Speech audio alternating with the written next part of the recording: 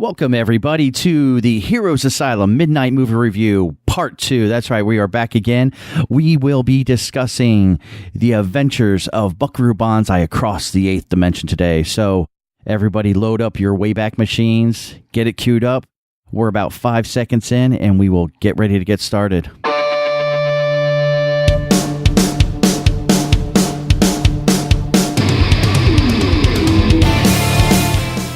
All right, folks, here we are now. We are ready for Buckaroo Bonzai across the 8th dimension. Are you ready, sir? I am always ready, sir. All right. So yeah, we got it all queued up here. We're at 5 seconds. This is do you know what? I never did get the date. I think this is 84. Is it? I think it's 80. I think it's 84, 85. Yeah, I was gonna say it's. I know. I have to look back. I mean, but I'm pretty sure it's around that date. And yeah. That's all I wanted to say, because I haven't, this is all on you. I mean, I haven't seen this movie probably in what year are we in? 2019? Yeah. It's been a while, so a lot of the stuff that I'm going to be seeing is going to be brand new to me. When is the last time you saw this movie? I saw it, actually. I got it. I watched it last year. I found out that it was on one of the free apps, to watch movies, and I was like, oh, I need to download that app because I haven't seen that movie in a while, and so it's been about a year now. Okay. I'm just kind of curious because I haven't seen this movie in a while. And when you selected this version for the Asylum, I was like, that's kind of a perfect segue from Big Trouble. So and it is more than you realize, actually. When we get into the movie, we've got some discussions to talk about. But yeah, no, I mean, if nobody has seen this, and anybody out there that is listening, I have to tell you guys, please do yourself a favor, find it, download it. It is on Amazon Prime for downloading. There's Tubi, Vudu. You can go out and find it, and do yourself a favor. If you are a sci-fi fan, especially the younger generation that's out there, if you've never seen this movie is steeped in sci-fi lore. If you don't realize it, it's everywhere. Most people don't realize how much this movie has seeped into the culture, and we will discuss a lot of that. So we're getting ready to cue this up. Like I said, we're at 5 seconds. I'm looking right at the Metro Goldwyn Mayer logo. Good old Lions getting ready to break out and do his classic roar. So we're getting ready to do this. So we're going to go ahead and start the countdown. Are you ready, sir? Yes, sir. Are you? Oh, I'm perfect. I'm ready to go. I have pre-gamed at the Winchester today, so we are ready to go. Always nice to pre-game at at the Winchester. Yes, Happy sir. Cinco de Mayo, everybody. By the way. Yes. This is Cinco de Mayo now. We're an hour and 30 minutes into it, so this is a late one. So here we go, guys. All right, so we're going to do in 3, 2, 1, play. Got the roar. Yep, I got the roar as well. I missed that. Oh yeah, no. Don't you miss when the studios actually had personalities? When they had the Fox fanfare, the MGM Lion, and you had the what was it? TriStar, the Pegasus. Yes. Yeah. So I always love those. Yeah. Studios don't have that personality anymore. I think Marvel is the only one that has that cool intro now, with the running comic books and stuff like that. So here we are, Buckaroo Bonzai. Gotta love that 80s retro synth, man. Oh, anytime. Anytime you throw that into a movie, I am hooked.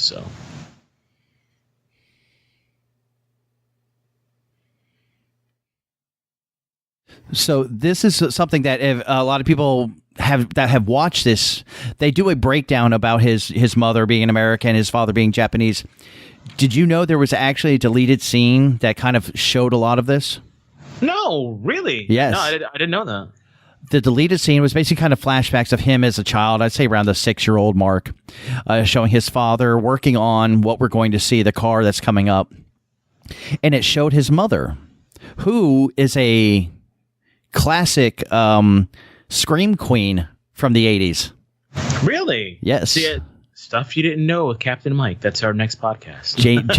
Jamie Lee Curtis played his mother. You couldn't tell who she was, other than she was wearing a black wig and really big sunglasses, but you could see the smile. But yeah, no, Jamie Lee Curtis was also in this, along with a lot of other ones. Ellen Barkin, John Lithgow. I had a huge crush on Ellen Barkin back in the day. Oh, she was so fine.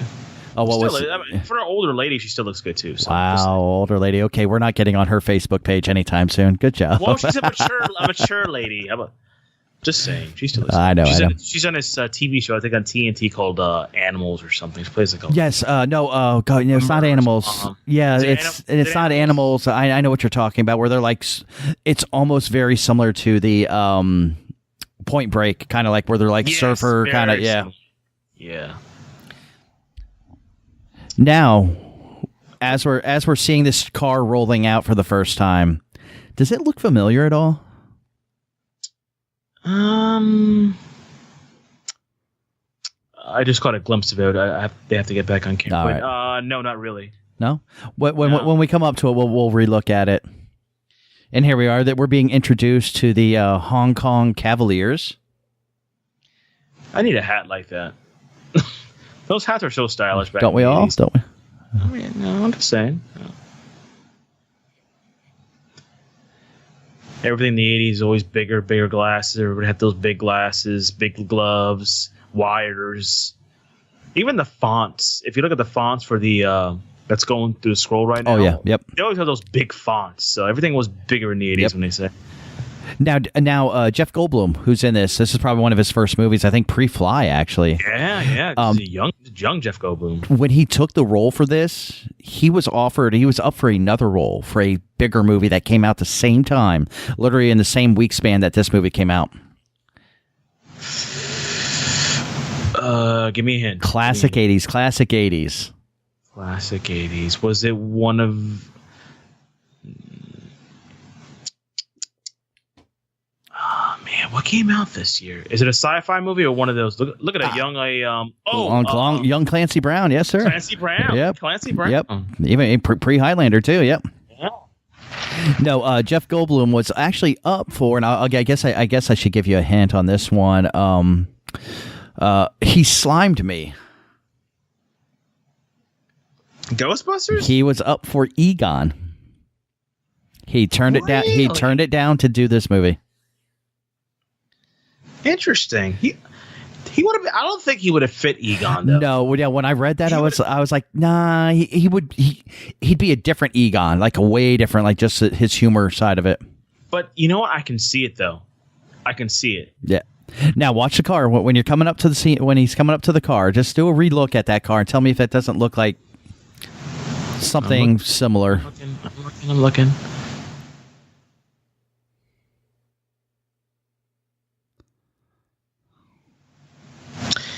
You know, I'm reminded in the 80s when they had these remember they had, like, the 80s had this big trend with all these car movies. Like, it was always like this supersonic car. I don't know if you recall a movie. It's Black Moon Rising. Yes. That came out with Tommy Lee Jones and a young, very young Linda Hamilton. Oh, yeah. By the way. Yep. Very, yeah. So you just watch everything that's going on with the car. There is something here that is pure 80s. I'm looking at it now, and I'm just... Like I said, I haven't seen this movie in like literally 20 years, so it's just like it's basically brand new for me, as it is for most of the listeners out there. Oh yeah, definitely, yeah, because I'm sure a lot of people haven't watched this. They're like, "What is this?" Yeah. So he is setting up this overthruster. Watch where he places it in the car. Okay.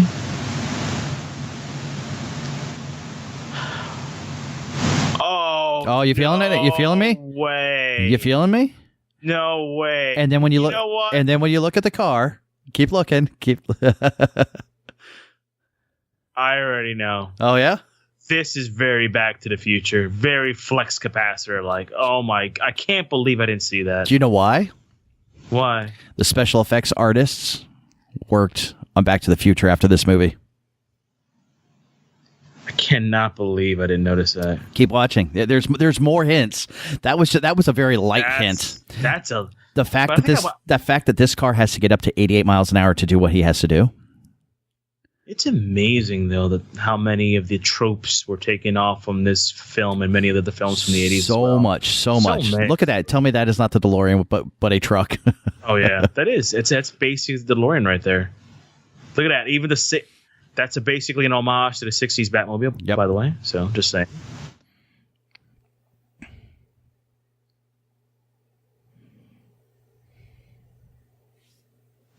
And of course, everybody in the 80s is, blind because they have to wear those glasses. Of course. No, you need those. Those are style. That's a style. I have to get glasses like that. So keep watching. There's a device on here that will even prove even further that this is that the Back to the Future guys worked on this. Wait for it.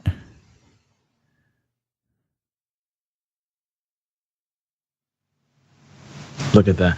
You know what? There's an homage to Black Moon Rising right there, especially with the no, not Black Moon, Firefox with the visor. Oh man, I love Firefox. Firefox? Oh, I love Firefox. Well, Clint Eastwood. My goodness. That's a movie we need to do sometime. That's a great movie.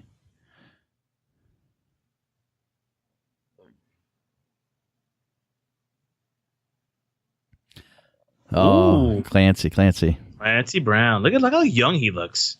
Yeah, that's what I'm saying. This is very pre Highlander. Actually, I watched Highlander the other day. Hadn't seen that in a while. That's a movie we have to do. The first one. Now keep watching. I'm watching. It's kind of my job. Whoa. Are you talking about the dashboard? No, not the dashboard. You'll see it. You'll see it here. Oh yeah, the double car driving by. Knight Rider theme right there. Yeah, that's what I said. Yep.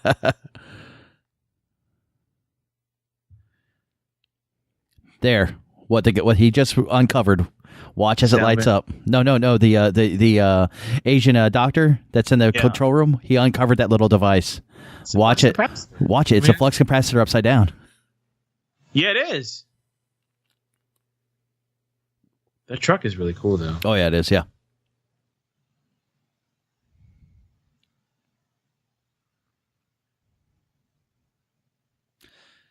Oh, 80s special effects. You got to love them.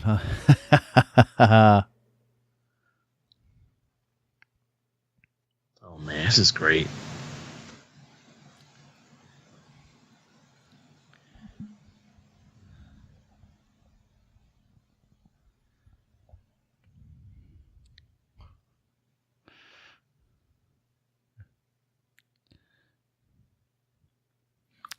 Crossover. I love it. Yeah, exactly. And you saw that thing. You flip it upside down. There's your flux capacitor right there. Want to hear something funny about these special effects now? You can find them in pretty much any iPhone or Android app. Oh, yeah.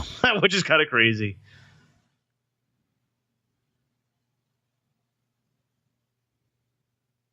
So something that's even funnier. The director of this, W.D. Richard or Richter. He directed his first movie was directing The Invasion of the Body Snatchers, the remake that they also did. You know what? I am a undevout fan of that movie. By the way, people hate that movie, but I dig it a lot. I did like it was fun. I mean, it was your pure on 80s cheese, but a little midnight movie review throwback. He also wrote he was part of the writing team for Big Trouble in Little China. Wow! See? Purely coincidence, by the way. I just, as I'm going through I'm like the information about this movie, I'm like, oh, okay, now I can see why. I love how you're weaving everything together, Mike. You're doing an excellent job, by the way. Just. But if you actually watch this movie, you can see a lot of the same kind of style from Big Trouble to this. I'm not talking about the fact of the time frame that it was made, but. Just a style of having a team and they have to go against somebody, the major villain. Now, when you look at this ninja outfit that Peter Weller's wearing right now, what does it remind you of? It's a 80s cartoon, or actually a late 80s to early 90s cartoon. It involves ninjas. Goodness. And when you, I'll tell you what, you're going to hit yourself for not knowing it. Well, no, I'm thinking like the Foot Clan. He was very Foot Clan-ish. Very nice, Mike. Well done. Well done. Yes, the Foot Clan. That's the first thing I was thinking about.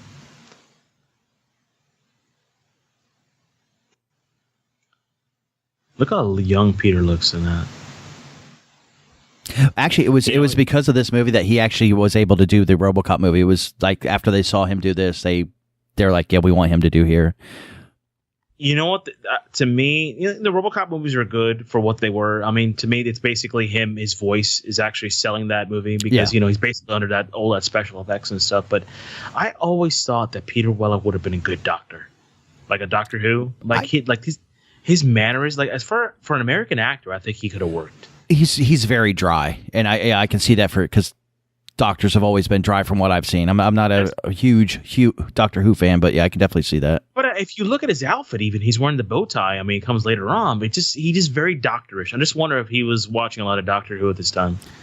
Oh, John Lithgow, and one of my favorite characters for him.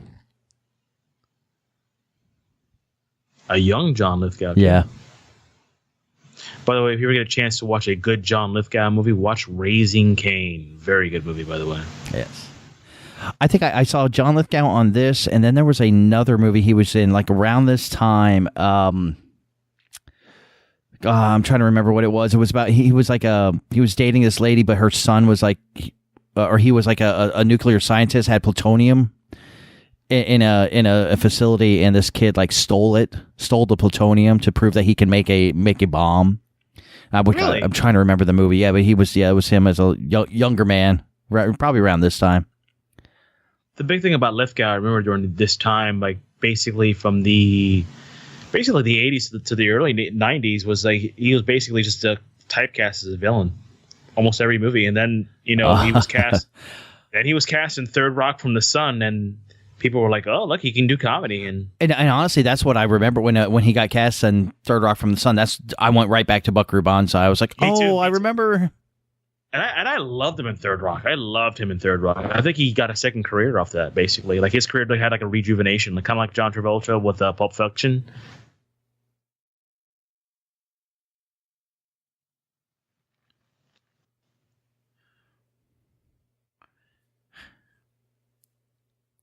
Now, I guess this is his makeshift time machine here or something. Yeah, it doesn't really explain exactly what they were trying to do at this point, but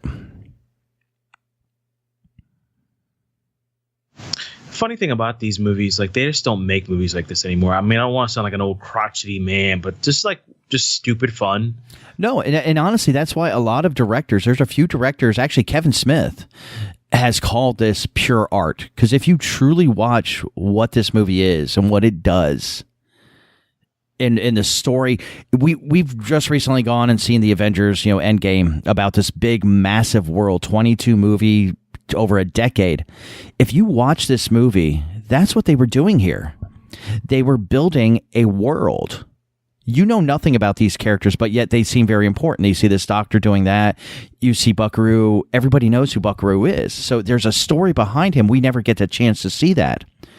But they were building a world. This was supposed to be part of one of many. A trilogy. Was it a trilogy? No, there was never. They never said a trilogy. The writer wrote several scripts for this. The only reason it didn't succeed, you had this went against Ghostbusters, the release weekend, went against Ghostbusters, went against Indiana Jones, The Temple of Doom, and it went against Star Trek, The Search for Spock. Oh man, that's brutal. Funny thing is when they were promoting this, they aired the trailers at Star Trek conventions. Wow. So you're airing your movie to a fan base that already knows where they're spending their money at. But it made, God, what was the numbers? The budget on this movie was. Let me take a guess. Go ahead. I'm gonna guess movie like this probably at the time frame. Think about the time frame too. Okay, I'm gonna say I'm gonna say $20 million. Close, very close. 17. Okay, see, that's what I kind of figured. So how much did it make? Okay, if the budget was 17, I'm gonna guess it made 9. Close again. 3 off again. 6 million. That's why we didn't get that's why we didn't get sequels.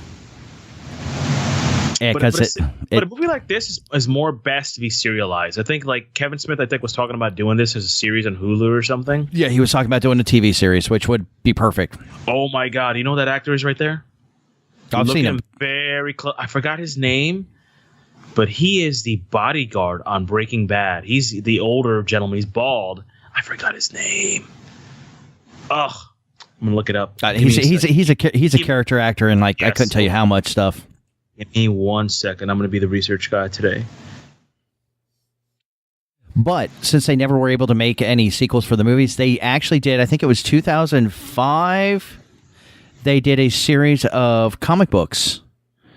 2006. Moonshine Books released a series of comic books that gave us basically the sequels that were supposed to be there. Jonathan Banks. That's Jonathan Banks. Jonathan right there, Banks. Okay. Yeah. What else has he been Banks, in? And don't say everything because I think he's been in Lethal Weapon. Let's take a look at Jonathan Banks's IMDb right here. I'm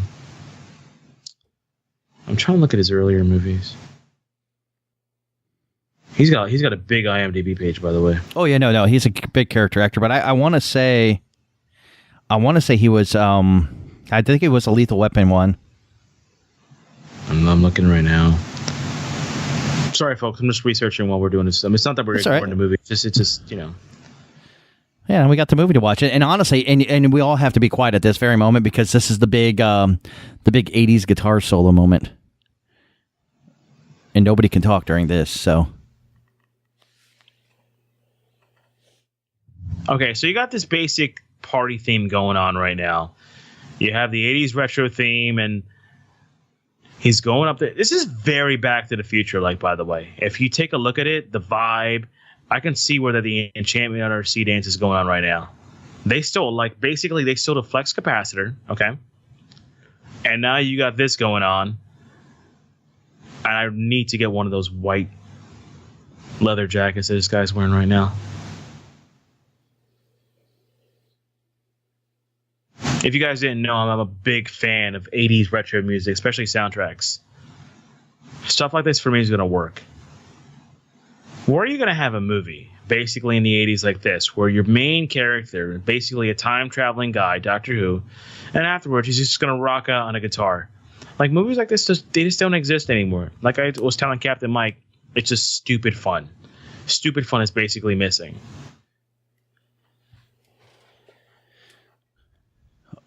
Oh, little trumpet solo. Yeah. Trumpet solo. There's one of those things in the 80s that's missing, the big saxophone solo. Oh, yeah. Or sax. Was that saxophone or trumpet? Yeah, no, the saxophone. You got a trumpet and a sax. Oh, the sax. It's right there. Oh, that's right. Yeah, sorry. Yeah, the two sax players, yeah. Yeah. Somebody crying.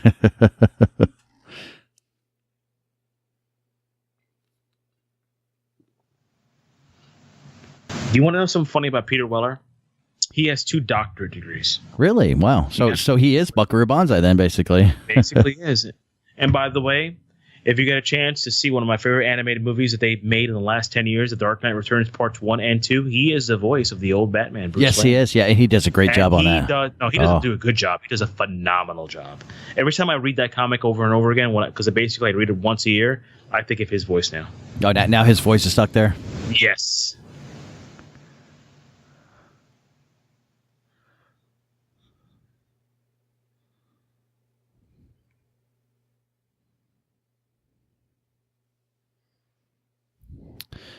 Oh, good typical 80s bad names. Look how young Ellen Barkin looks. I know, yeah. Oh. This was what was the movie she did? The really hot and sexy one she did. I think that was with Al Pacino. Yeah, that's the one. Yeah, that is I think it's C. Oh God, let me look it up. Because really, I mean, from the 80s, that's all I remember her doing was that. Let's see if we can find a good old Ellen Barkin here. There she is. The best quote in any movie ever. No matter where you go, there you are. Animal Kingdom. That's the show she's on, by the way. That's the one. Okay, yeah, Animal. Yeah, you were right on the animal part. I was like, no, it's not. So I was close. See, Let's see, Ellen Barkin. Sea of Love? Sea of Love. No, that's not the one I'm thinking of. There was another one. No? Yeah, hold on. You know, it's a good movie that she did too. Was Made in Heaven. You ever seen that movie? Made in? No, I did not. No. Well, maybe I did, but it's. I mean, 80s. I went through a lot. I'm gonna give you the premise real quick. Basically, there's this dude in the movie. He's a big womanizer. He dies at the very beginning of the movie, and he comes back as a chick, as Ellen Barkin, and he still has those same mannerisms as a woman. Okay, maybe I have seen them because that sounds way familiar. Actually, it's really cool. And then, Oh no, I was thinking The Big Easy.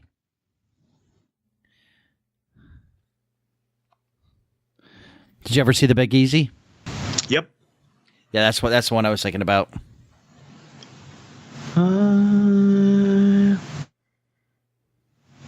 You know, I could see why Kevin Smith wanted to do this show. This has him written all over it. Can you imagine Kevin actually attempting to do this series with his mannerisms and his dialogue? I think it would work. Well, this is a very heavy dialogue based movie because it's building the world, so you need to build the world around the talk. I mean, just imagine or remember the beginning scene where you had Jeff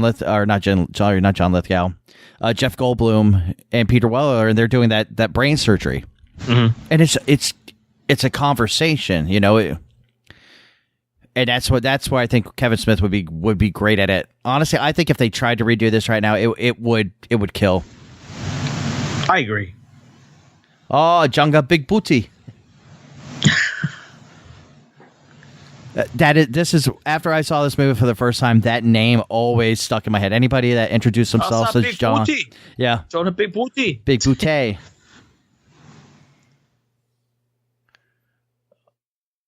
You know what? His accent is so horrible in this movie that I don't mind. It's actually that and the bad like red hair dye. I mean that's like bad.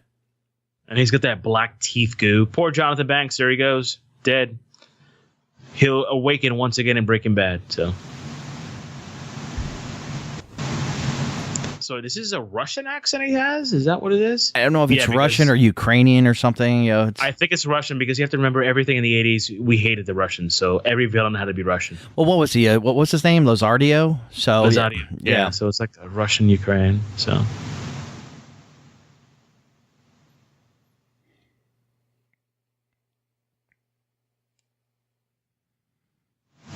he's in a funny farm, and they're playing Defender. Is that what it looks like over there? They have this is what is that? I don't think that's it's Buckaroo Bonzai. It's a Buckaroo Bonzai. Oh, okay. Yeah, look it up. That's interesting. I didn't notice that. No, yeah, that's Buckaroo Bonzai game. Ah. Oh, I love this. I love this scene coming up where they introduce Jeff Goldblum. Yeah, Mystery Lady opens fire. Buckaroo on hunt.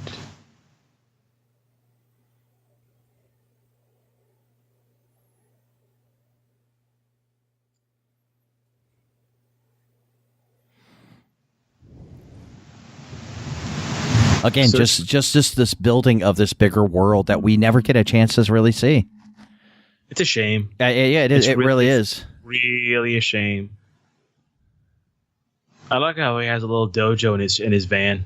Well, basically, it's his bed. If you see, he's laying down his bed. Yeah, it's actually he just rolls it up and. But yeah, it's one of those things. It's like it's just this great world that they're building, and we just.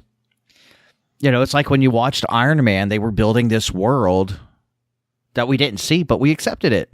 These things were there for a reason, you know? And the same thing here. It was a different time, different movie audience. You know, now looking at him, at Peter Weller in this movie, I could see him as a young Bruce Wayne. I don't know why. I'm just looking at him.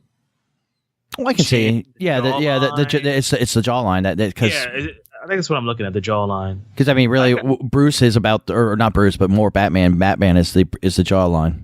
Yeah, gotta have that jaw.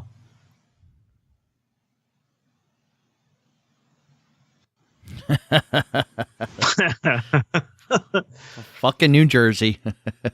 Hey now. Oh, that's his name. I'm just calling him by his name. Hey now. Look how young he looks. Jesus. Yeah, I know this is. You know, one of these days I have to introduce you to my older brother. You probably never met him, but he looks like Jeff Goldblum, like an older Jeff Goldblum. That's what I call him. Like, hey, what's up, Jeff? You should have had my name.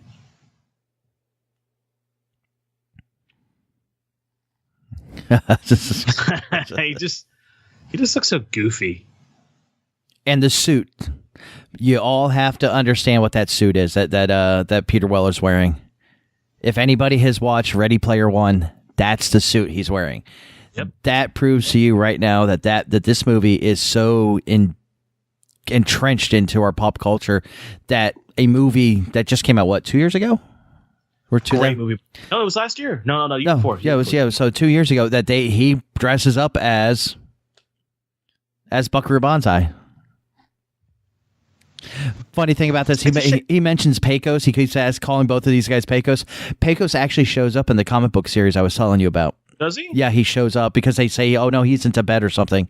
And he actually shows up as to where was he. Because in one of the comic books, they meet a Fu Manchu basic, your 1950s kind of villain, your Fu Manchu character. See, this is what I was talking to you about, Mike, with Peter Weller. Looking basically like a Doctor-esque character. Definitely, yeah. With that suit, yeah, that screams Doctor. I mean, come on. He was Matt Smith before Matt Smith. Actually, there was a reference in when I was doing some research. There was actually a reference about that they were saying that there was a lot of Buckaroo in Matt Smith. I believe it, and I could see it. Because here he's wearing the bow tie.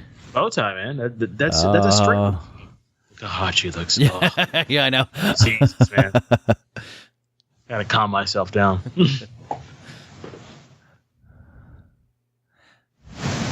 And I normally don't like women with shorter hair, but she pulls it off. Oh yeah, definitely. Her and Halle Berry. It might be that pink nightie or dress or whatever you want to call it, but yeah.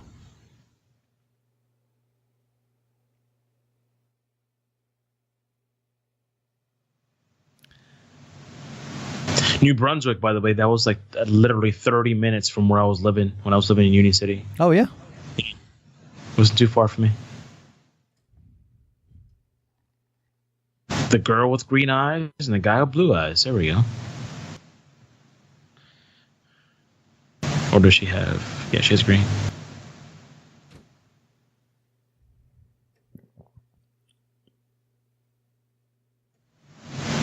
You know, when I think... If they ever did, they're not going to do a movie version of this again because there's just no way. But they really should. This is one of those ones they should. I'd give carte blanche on that.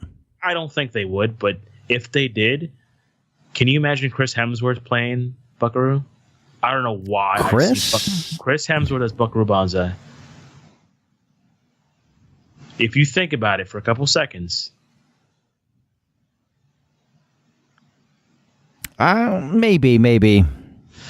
Now this guy, I go back to, again, we had this talk on the last film we talked about, Big Trouble in Little China. I see Chris Pratt. Nah, yeah, but I don't want Chris Pratt in too much shit. Well, he's good at what he's doing. Look at those glasses. I have to get those red glasses. Yep.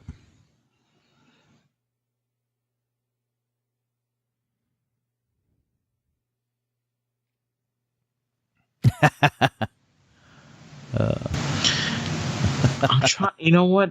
This guy in the blonde hair and the yeah, it's killing me too. It's killing me because I know I'm trying to think and I don't want to look it up, but I know he's. I'm just. Oh, it's killing me right now. Yeah, it was killing me too. I'm already looking it up, so don't worry. Okay. Because yeah, I've been looking at him. I'm like, he's been in a lot of things. It's just he had darker hair. He wasn't Rawhide. That was Clancy. What was his name? It was another town, wasn't it? Mm-hmm.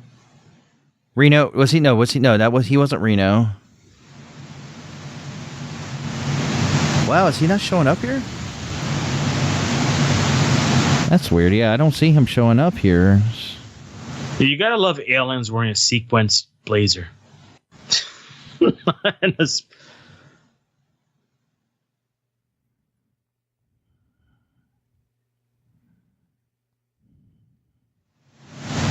Basically, Buckaroo was almost like a superstar time traveler, almost. Oh no, he was Perfect Tommy. That was his name, Perfect Tommy. Okay, there he is. Okay, let's see here. What would you know? I'm looking it up right now. Yeah, I've already got him here. North and the South, Man Who Fell from Earth. Let me see. Murder, She Wrote. No. White Earp. Curly Bill. That might be where you're thinking of him from. No. Actually, I just figured it out. Which one? It was a little movie. You talking about the Django? No. No? No. Let me see. Let me see if I can find the movie. And once I say the movie, you're gonna know what it is. Well, I'm looking at all his movies. I don't. No. Let me see if I can find the movie because as I know, The Heavenly Kid. Oh. Remember, he was the guy that died when they were doing the race and they drove off the cliff. Yeah. And he came back and he's helping the other kid to become cool. And Richard Mulligan's in that movie, and they portray heaven and hell as uptown, downtown. But that's not in his filmography, though. I'm looking at his film. Oh, there it is. Yep, you're right. Bobby Fontana. Yeah, there it is. There you go. Yep, you were right. Darker hair. Yep, he was a kid. Okay. That's who I was thinking of, man. The Heavenly Kid. Heavenly Kid. We have to do that one day. The Heavenly Kid. I mean, there's so many movies we could do. Ugh. We have to be really. I think I was remembering him from Wyatt Earp. Actually, I don't remember him from Wyatt Earp. You have to point him out for me. And Django, I watched one time, and I think it kind of went by so quick.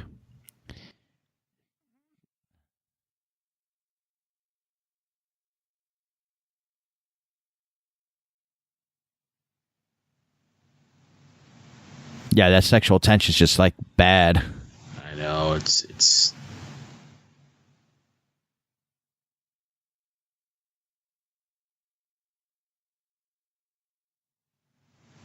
I can't believe I mentioned the Heavenly Kid in this podcast.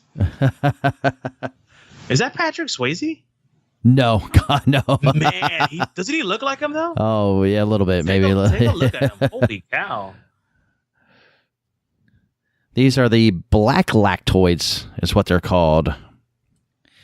Because Dr. Lazario, John Big Boutte, he was part of the red lactoids from Planet 10 is where they're from.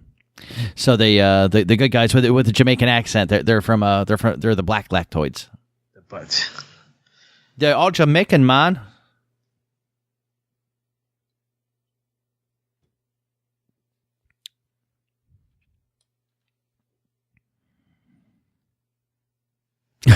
This is the best. There are moments in here that are hard to watch. I will have to admit. Yeah, but you know what? It adds to the movie, though. I mean, look at that ship. Oh yeah, no, the ship, the pod, I mean, again, building a bigger world. Well, here it is. Here we go. Evil, pure and simple from the 8th dimension. Come on, who says that? And he says it with such confidence and such gusto. There he is. Okay, man, if you don't see the Doctor in fucking Peter Weller right now, I mean, I'm a big Doctor Who fan, so I'm just like, when I see his mannerisms, the way I'm only seeing one Doctor right now. I see Doc Brown. Again, another reference to Back to the Future in this movie. Right. Christopher Lloyd. Look how Clancy Brown looks. Amazing. Hello, Highlander. Yeah. I think he did the Highlander the next year because '86 was the first Highlander. Yeah, you know, honestly, I've been all over the internet checking this stuff out, and I have yet to see a date for Buckaroo. Hold on, I'm just guessing '84. That's what I'm thinking too. Yeah, no, that's 84. Okay, yeah, we said it right at the beginning. Yeah, and I think Highlander came out '86. Mm-hmm. So yeah, a couple years later. The running. That is totally Doctor. Because if you ever watch Doctor Who, kids, the Doctor likes to run. Oh, product placement everywhere. Harley Davidson.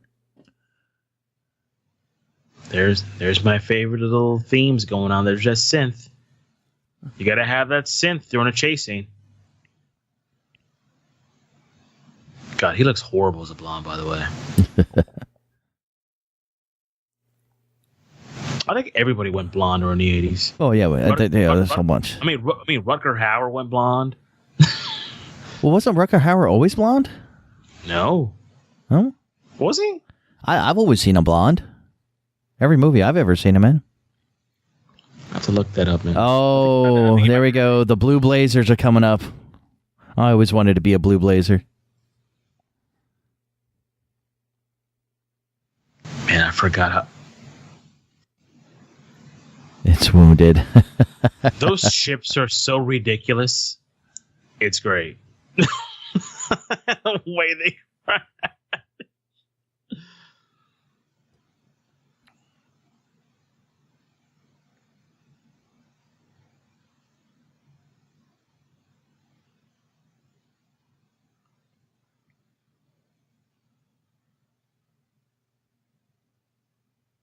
Is he drinking battery fluid?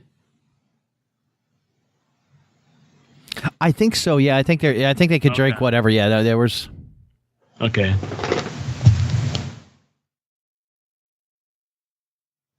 I think it was funny as somebody once referenced how these guys look as aliens. It was like a cross between like a Worf from Star Trek and melting ice cream. Ouch. I mean, if you really look at him, you can kind of see the dark Klingon and the ridges, but not as defined. Not quite as intimidating too. Yeah, like again, Klingons melting ice cream. So these are the guys that Klingons beat up at the bar when they got hammered off the Ulchak.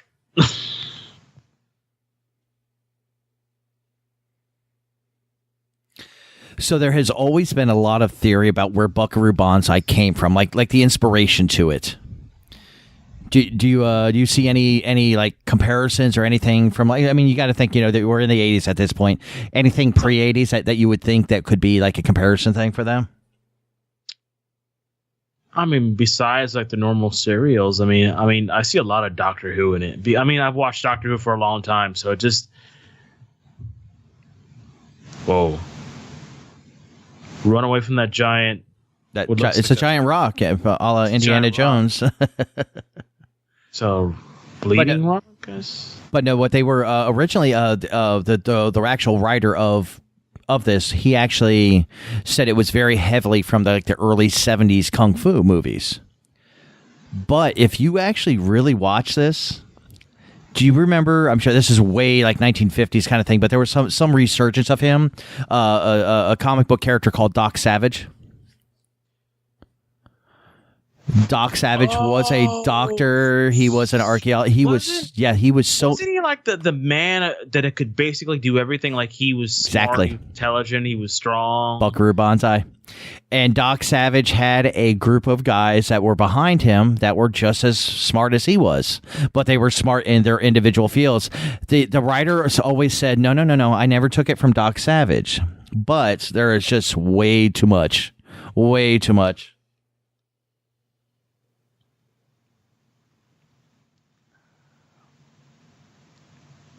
That's gonna hurt.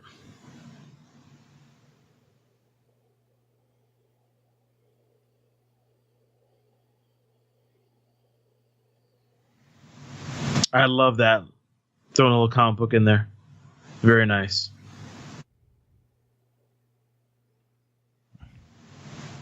Yeah, because Buckaroo Bonzai was in everything. They were saying video games, comic books. There was a comic book, which is funny. Like I said, the Moonshine? Was there a video? Was there a video game? No, there wasn't. Well, no, there was in the movie, but not a video game. But like I was saying, the series of the Moonshine books released, that series. So that was they kind of translated back over to comic books.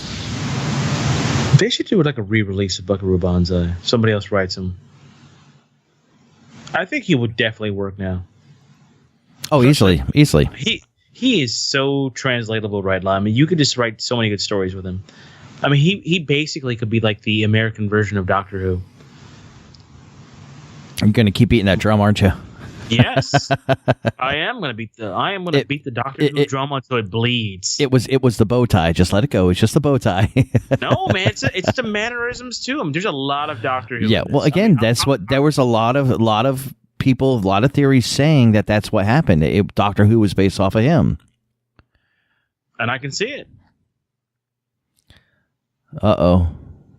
What's your friend's name? Kelly Ann Marie? Is that her name? Did I fuck up her name? Probably, but yeah. She would agree with me. Kelly just agree with you just to go against me, so it's okay. Of course. At least I have somebody on my side. All the Johns. Here we are. Johns. There we go.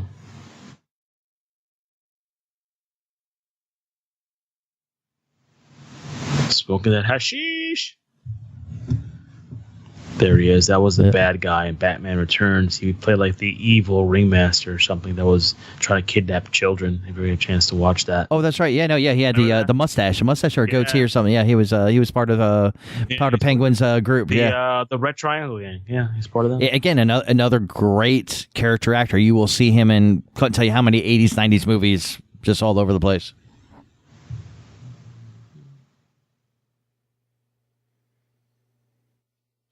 So, question for you.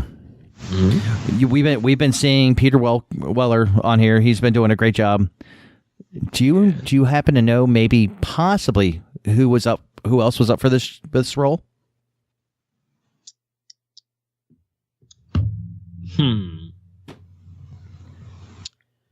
Let me think. Because Peter was a pretty big actor by then.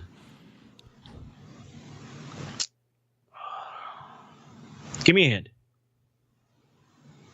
Throw somebody out there. Throw a movie out there. Oh, because I'm trying to think right now. I mean, it can't be Kurt Russell. One of them was a big deal. The 80s. Who was a big deal in the 80s? Kurt Russell was a big deal. A big deal.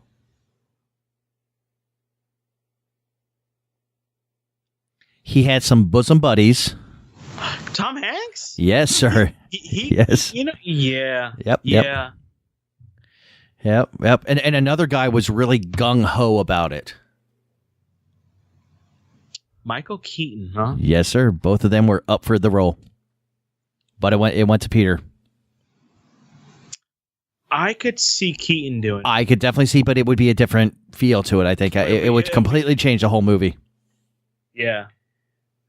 I think Weller kind of flows in with the movie better. Keaton will probably overshadow it. And by the way, good pull on the gung ho. I give you creds on that one. Mm-hmm. All right, good pull.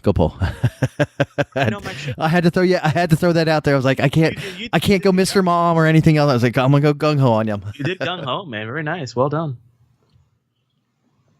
And good pull on bosom buddies. Yes, sir. Not a lot of people remember that one. And anybody out there who has never seen Bosom Buddies, please watch it. It's great. Tom Hanks at probably, to me personally, I think his best. At his zenith, as far as comedy goes. You basically can see the beginnings of Tom Hanks. Oh yeah, but I think it was a better version. I mean, it's just him cross-dressing. How can you go wrong? Oh, you cannot go with a cross-dressing Tom Hanks. Come on. His son is a pretty good actor, too. Colin Hanks, by the way.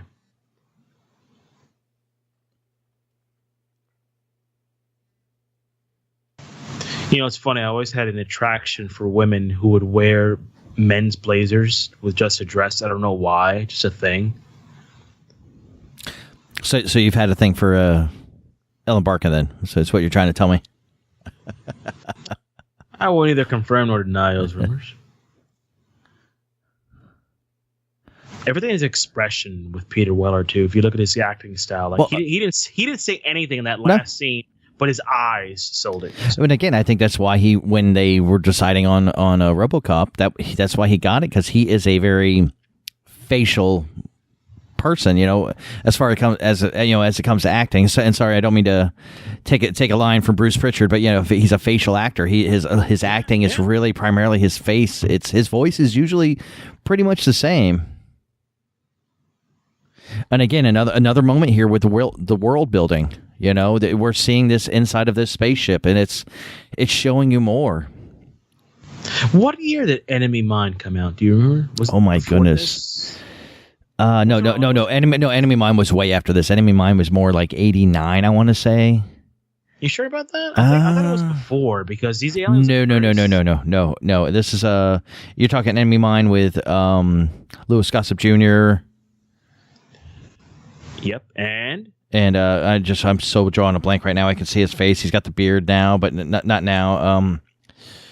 Oh man, it's what's his name? He has a crazy brother. He's not crazy. It's just cousin. He's just a crazy cousin. He's not ever a crazy brother. No, he's crazy. Dennis Quaid. Sorry, it just hit me. It finally hit me. Sorry, I'm thinking. I always say I go back to Uncle or Cousin Eddie from my favorite holiday movie.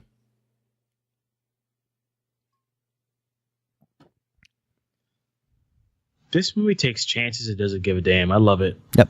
And again, if you watch this movie and you look at what they do now, putting it to what they do then, but taking it and put it into what we do now, this movie would be on par with a lot of the action movies, even the Marvel series. This could be a huge world builder. And what I would love about this one is because it's fresh. We can't go back and refer to something in a comic book. This one is something that could just be. We don't have a history. We don't have nothing. Now, if this movie came out now, like a 10 episode Netflix series, dude, it would kill. It would kill.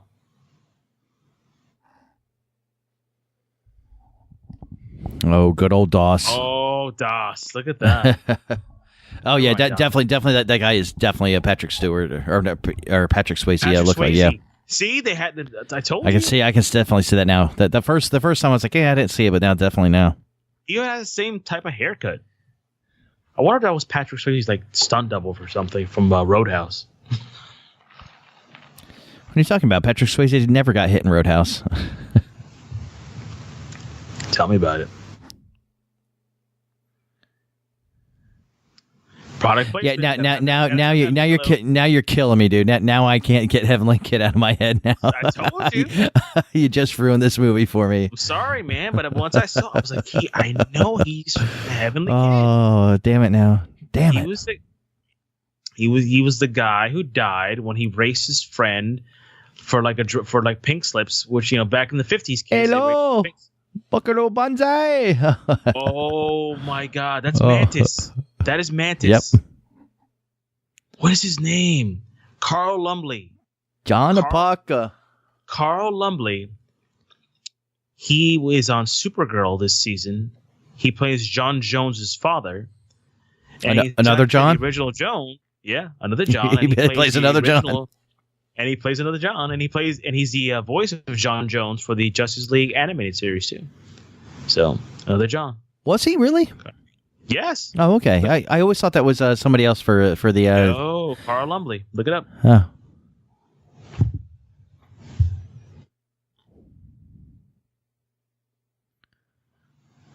That's the way my brother's room looked like in the 80s. By the way, my older brother. What? Computers everywhere? No, just see the artwork in the background. Oh, okay. Yeah. John Big Booty. Booty. It's not booty. John Big Booty, man. Small berries. I'm sorry. His name was John Smallberries. Sorry about that, man. That just gets me. I'm going to sign my checks like that, John Smallberries, from now on. There's the Heavenly Kid himself. John Little John.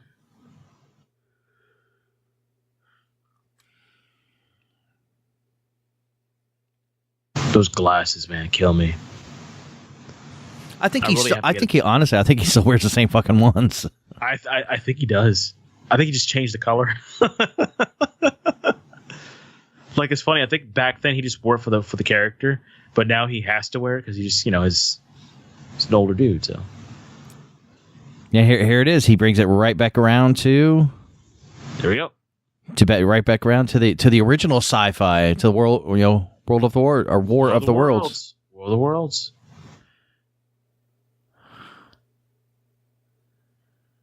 Oh, damn, you're right. That is him. Wow. Yeah, I told you. Huh.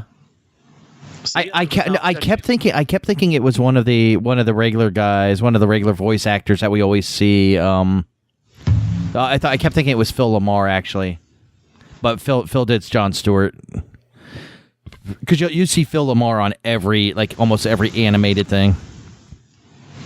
Did Phil Lamar actually do that? Yeah, he did Jon Stewart? Yeah, he did Jon Stewart. Yeah, I was on the casting list there.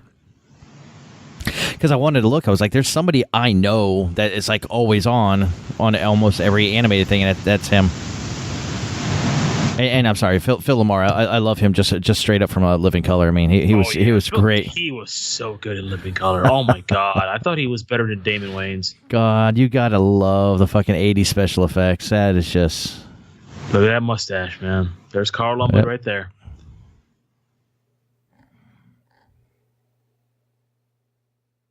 A lot of these actors, if you think about it, like they have transitioned to actually being really good voice actors as well. Well, yeah. I mean, you've got two right there alone. We just mentioned we were talking about Lisa Clancy Brown and Carl, both on the same one. So Justice League. Yeah. Clancy, Carl, Peter Weller. Yeah. So. But that's just a proof of if you're a good actor, you can do great voiceover.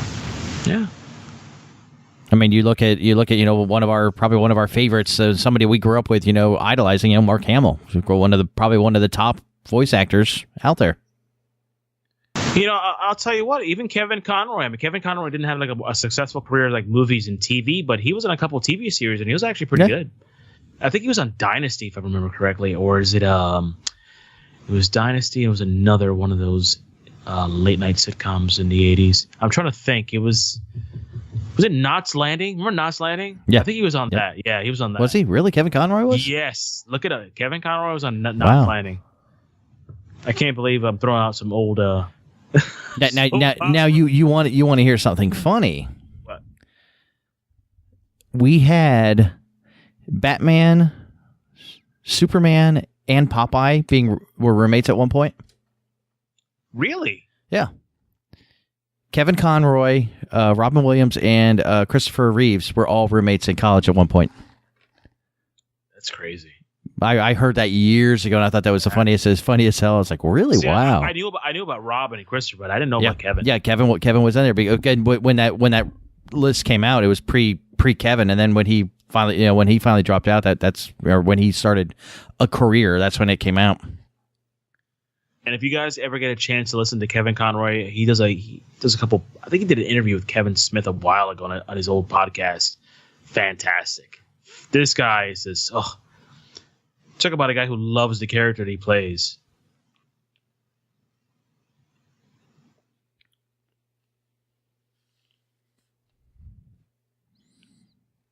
Again, the best Halloween costume ever. All you need is bubble wrap.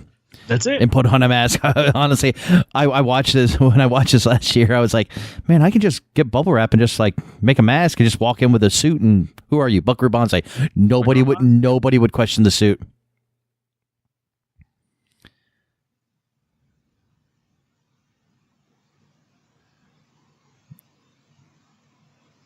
Why are they all Jamaican? Yeah, why are they all Jamaican? That's what I'm kind of like. Why do they sell weed in that planet? Welcome, Buckaroo Bonzai. We sell you the finest weed. You take it back to planet Earth and you sell it for us?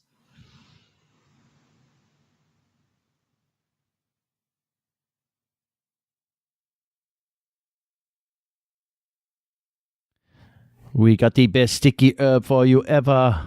Not quite Lucasfilm's special effects right there. No, not on par. Not on par. Not quite. Just yeah, maybe a little off. Just a tad bit. That's all. Just a tad. Just a bit. There's the fake Patrick Swayze.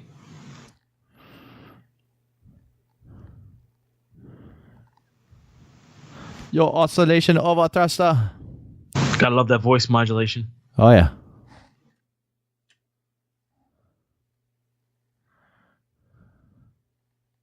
The overthruster or overthruster? Why is she sparkly? Is she a vampire? Yeah, I'm just wondering, like, what's all those sparkles for? Kind of odd.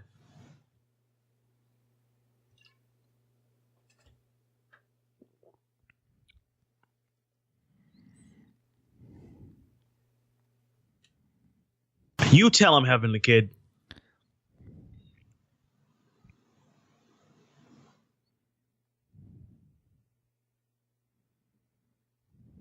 Yes, we'll make you smoke our bad weed.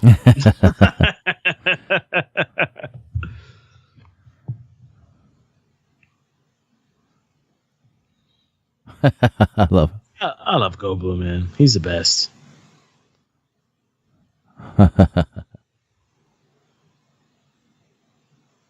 There's that bubble wrap, man.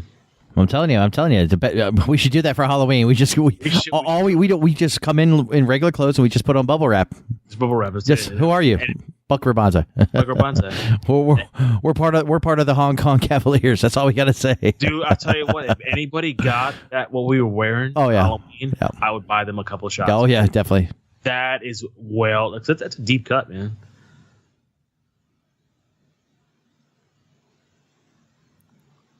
Is that his bathroom? Okay, it is a bathroom. Yeah, it is. Yeah, it's a cool ass bathroom. Yeah, that is kind of creepy, Peter. I mean, you're picking up a girl that kind of looks like your ex-wife. I mean, that's kind of weird.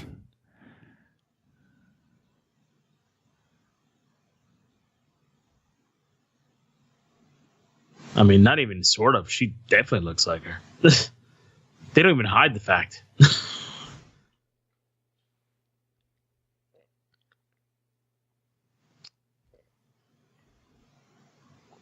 That's it. Smell the green stuff. That's right. Look at that green. Ooh. And of course, you have to have your mad scientist in the movie with the cardigan sweater. Of course, of course. You got to have that. Very Mr. Rogers has. Well, he had to be in some Godzilla movies. Oh, he had to. I'm sorry. I could just see him saying Godzilla. If I look it up right now, I will bet you my paycheck that he did a Godzilla movie. Yeah. I'm going to say yes. Also. By the way, I saw that new trailer for the Godzilla movie at the end of the month. It looks fantastic, by the way. What happened? The new trailer for Godzilla King of Monsters looks so good. Oh, okay. Yeah, I saw it today when I was taking the old man out to watch Avengers, and we actually saw the trailer, and he looked at me. He was like, "Do you remember this?" I'm like, "Yes, I do, Dad." It's good to take your dad out to the movies. Oh, it's good. Yeah. Oh. What is that? Always good. What is that? Ew. That's It's ectoplasm. Ghostbusters.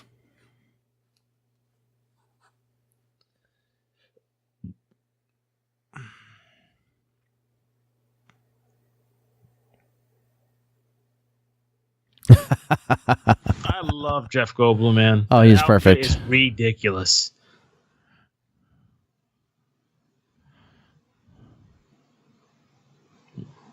Yeah. And by the way, first off, that filing cabinet should not still be on fire when he closed it. Yeah, I know. Did you see that? Yeah, I saw that. Yeah. It should have automatically started going out a little bit. It just kept lighting. It's losing oxygen, so. There can only be one. I was just thinking that. Highlander. A cloud.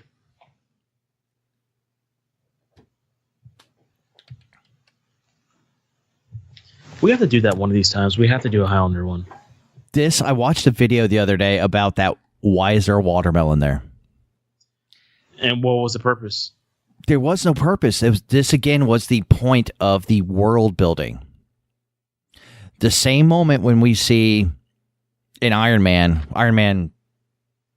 first Iron Man, when Tony's lining up the lasers to get everything, or it's Iron Man 2. It's Iron Man 2 where he's lining up the lasers and he just grabs this random shield and just puts it there. Nothing needs to be said. You know what that shield meant. Same thing with this. That watermelon was a reference to something else. Again, the world never got to be built. But that's what the video I was watching was. He's like, no, the watermelon, and he kept going back to that about the watermelon's there. We don't know why, but it's a point in time that would have been built onto something else.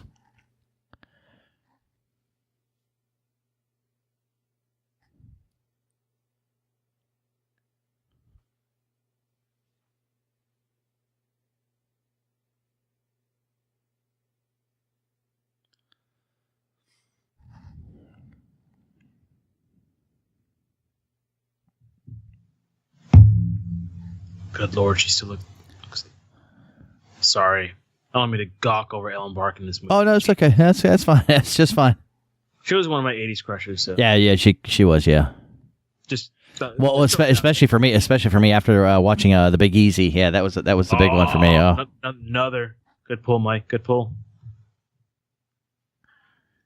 Oh. What was that? Did he spit at him?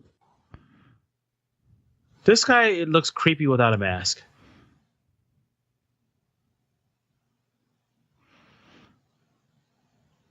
Again, he was one of those classic Hollywood character actors.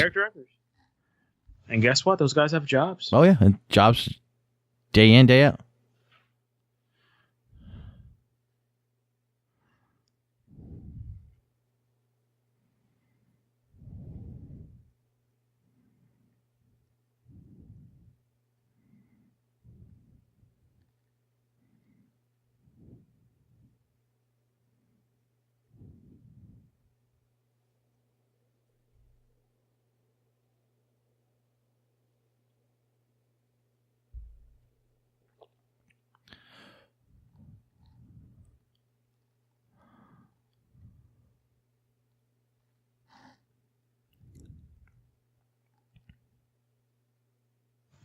The guy looks like a poor man's Jason Statham. Yeah, exactly. Doesn't he? Yeah. Or Jason Statham's father.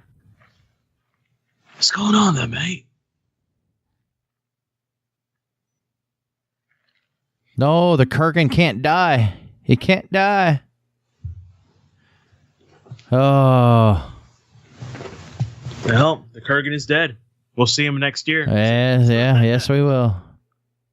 Well, he's not really dead because he was not beheaded. Yeah, exactly, yeah. Can be only one. How did he die? So here is another reference. This is a big reference that most people don't realize. The original title of this was called "Find the Jet Car," says the president, a Buckaroo Bonzai thriller. And this is a reference to the president sitting here in his back brace.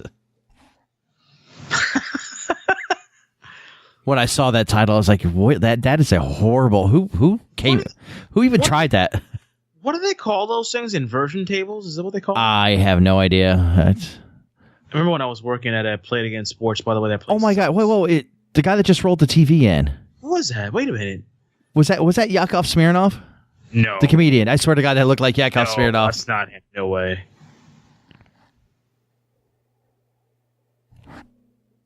Yep. Yakov Smirnoff. He just said Smirnoff. Are you serious?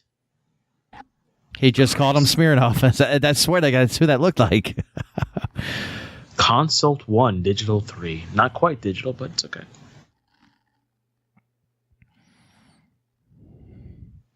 And for those of you that are in the younger side. Oh my God, that is Yakov. Yep. Holy crap. Yep. And for those of you on the younger side, Yakov Smirnoff was a stand-up comedian in the 80s. He was a Russian comedian, and he made fun of the 80s, kind of like the Cold War thing. It was great. Loved him to death. I think he still tours. I'm not sure if his... Probably, yeah, I don't know. I haven't seen him in forever. Yeah. Kind of looks like Cal Penn, too. From that angle. Yeah, kind of, yeah. Like an older Cal Penn. Or Cal Penn's dad. Every time I think of Carl Lumbly, I think of that failed TV show Mantis.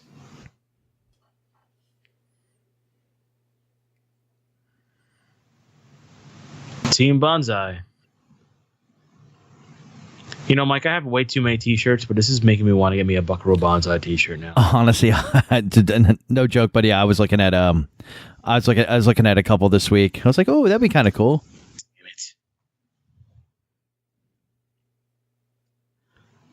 I probably got to check ripped.com or IPT or Redbubble. I know. I'm just giving you guys some product placement, free advertisement, but check it out. They're good stuff. So just so you know, Yo-Yo-Dine, the company that all the Johns work for, has been referenced through time. Star Trek, actually, Next Generation, actually referenced it several times in the the Star Trek Next Generation. Man, this guy looks like an older Cal Penn. He does. Yeah, he does. I know it's Yakov, but still. Yo-Yo-Dine was actually referenced in an Angel. Oh, as well. Started watching it, huh? Not yet. I haven't. I'm working my way up to. I'm starting on Buffy because I was chastised very harshly. Kelly, make sure you get it and make him watch Angel and Buffy. What was not just Kelly. I was chastised in other ways, but I am on my second season of Buffy. And honestly, I got to tell you, now watching it, I had heard that they were talking about Joss Whedon doing another Buffy series, and a lot of people were getting mad about it. And or watching it now for the first time, I really could see it being redone right now. It could work perfectly. It could work. Get rid of some of the '90s cheese that they have. You know what Joss Whedon created? I didn't realize this. As far as like sitcom TV goes on television, he created the first, basically, you know how you have a 22 episode arc on a season of any TV show? The first like arc long villain. Like basically, you know, if you watch season 1 of Buffy, the Master was the villain for the whole season, but you saw him in spades. Right. Like here and there until like, you know, the final 4 or 5 episodes they would get into the whole lore. But he built the arc over a full series, Yes, he built that arc. That was a Joss Whedon thing that actually every TV show is stolen. Oh yeah, pretty much, yeah. every I mean, the closest I could say with pre-Buffy was X-Files, but there was no main villain in X-Files. There was just a main concept of something evil happening, but that was it. But he had the one. So far, he's had the one, especially first season. Yeah. But like I said, rewatching it or watching it for the first time, I'm like, it's. The things that are there would so work right now, and they don't have to change anything other than the technology. Instead of being books, be computers. Kind of just technology, bump it up. But the you don't need your ambiguous gay character or your black character. You have all that already there, and you have a strong female lead. End of story. That's all. That's everything that's going to work right now in today's age. Oh, Jeff Goldblum, what they tell you about huffing that stuff?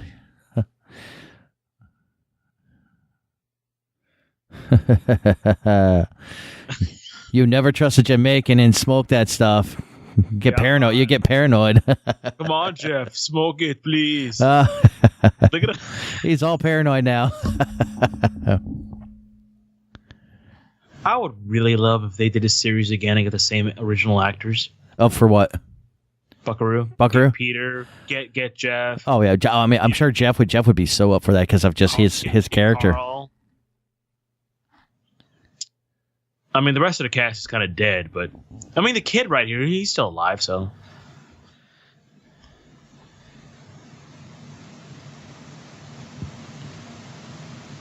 Shit, bring Yakov back. Bring him back as the president. I don't know if he's still alive. Haven't seen anything. No, Yakov is alive. He has to be alive. The only one from that era that I know, or the only few that I know, is like Roseanne and Bobcat. I think Yakov has to be alive. I'd be shocked if he's dead.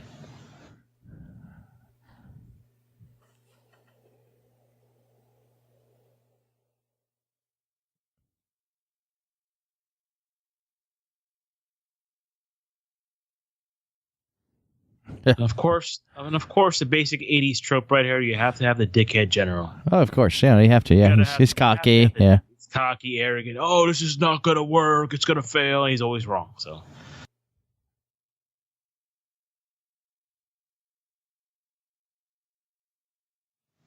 basic thing in the '80s movies: the Russians are always bad.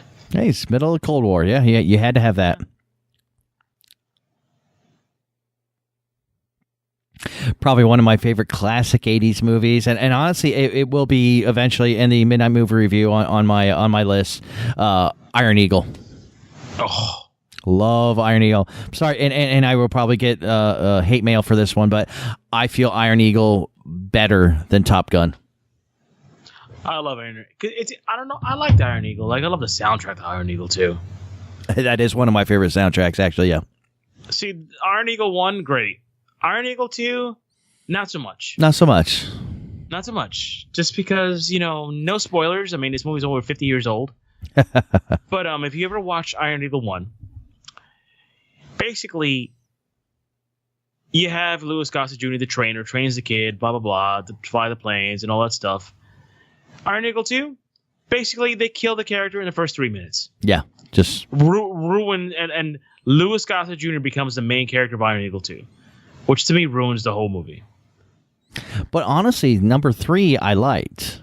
Yes, you know what? Yes. It was one of those weird. I'm like, really? Okay, 2 was like crappy, but then 3 was like, oh, okay, I like that. Yeah. Because 3 was kind of like a weird amalgamation, but I was like, you know what? I dig 3, but 2 was terrible. I'm sorry. Kind of reminds me of Airwolf when they aired season 4, and they replaced Jan Michael Vincent in Ernest Borgnine in the first 3 minutes. They killed off Ernest Borgnine. Jan Michael Vincent was in the hospital, and wait a minute, what just happened? Sorry, the little Airwolf . Oh, no. Anytime, man. And you go off on an Airwolf tangent, Knight Rider tangent. Man. I mean, you knock yourself out on those. I'm right along with you on those. Just saying. I mean,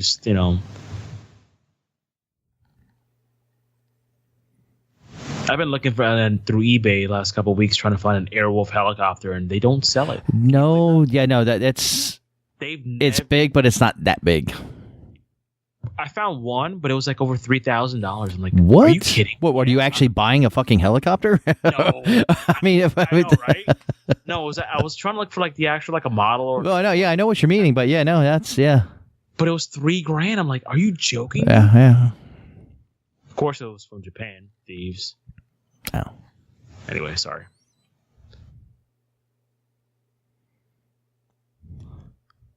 This guy has a better microphone than I do. This is sad. No mic shield either? Yeah. Louder.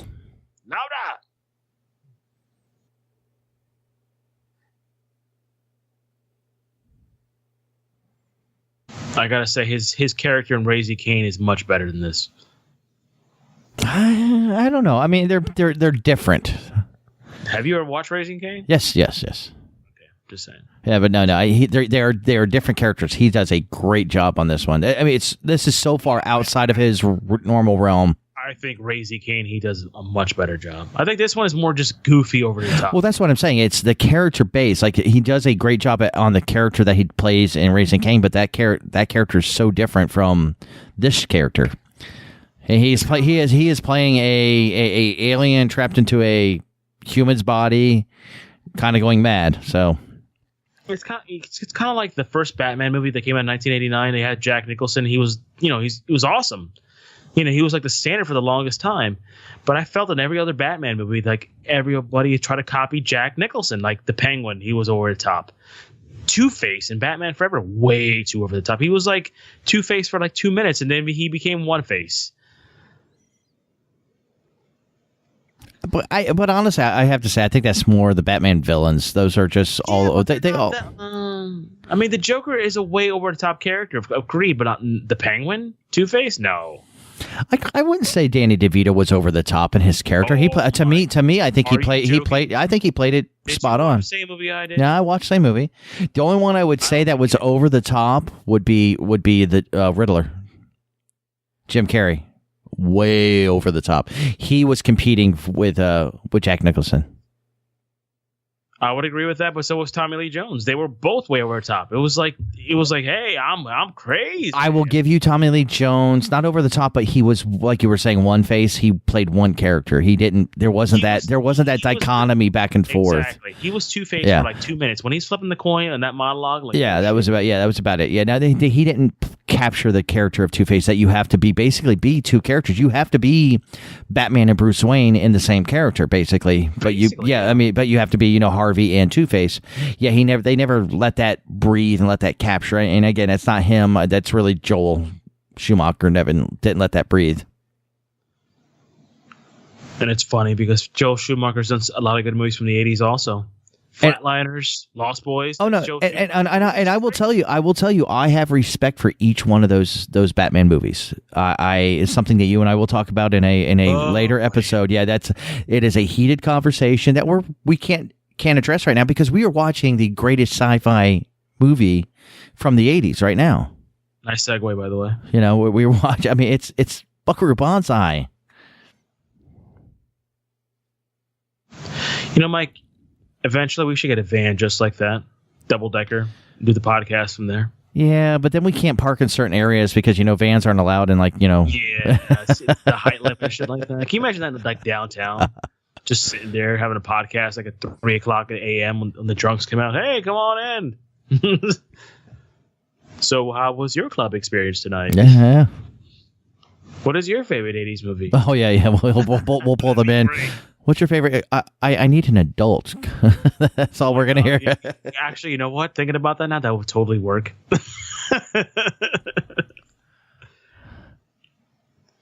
Even captured, she looks so sexy. Ugh, Ellen.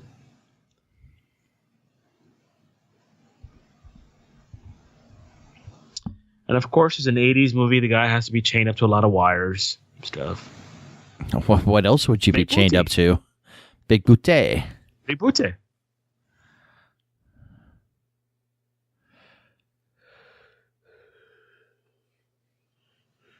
Do they still do? No, that's in London. They do those double-decker buses. I'm just thinking. I mean, I think we have a few around here, but they're more for like No. That's more of a show. More of a show. Not functional.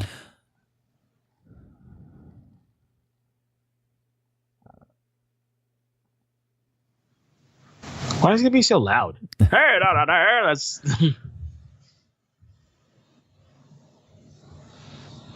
John, yeah, that sounds made up. That's a made-up name. Oh, there's John Smallberries. He does look There a little he is. Smallberries. There's John Smallberries. There's that synth sound. I don't want to beat a dead horse, but I just love 80s synth. Sorry. The only thing they're missing here is some steel drums to match the synth. Ooh, yeah. I'm telling you. Or a drum machine. If you remember during this time, like a lot of these synth bands that came out, as far as music goes, they had a drum machine and a drummer. Oh yeah, your drum sequencer, yeah. They always Exactly. You always had that can drum. Yep.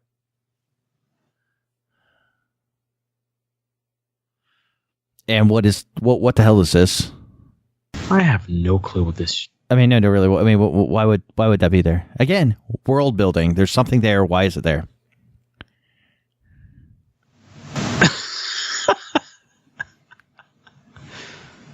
It makes no sense, but it's cool. WTF? That's all I'm saying. Just WTF. Why are you biting? Why are you biting? Oh, nice. I wouldn't. He's dead. See. Oh, was that Carl Lumbly who just broke his neck? I couldn't see who that was. I just saw a hand just. So neck snapping. That's harsh. Yeah. Now, have you ever read how hard it would be to actually snap a man's neck? Yeah, no, I've never had the want or the need to look that up, but you can continue if you want. I'm just letting you know, like it would take basically almost half your, almost like you would literally have to just move it at such an angle, not a 300. I'm sorry. I'm watching them. I'm sorry. I do apologize. I'm watching them sit in the beach chairs from the 80s, so the rubbered ones that that always broke. Sorry. Go ahead. Please continue. I lost my train of thought while breaking necks with those long trees, but it's okay. Sorry, yes. You probably saved me from actually doing it like a very deep, depressed. Oh yeah. Thanks. Good. Appreciate that. I don't want to scare people away. Nope. Those Patrick eggs? Swayze. Yeah, it looks like they look like alien. Yeah, I was gonna say very alien like eggs.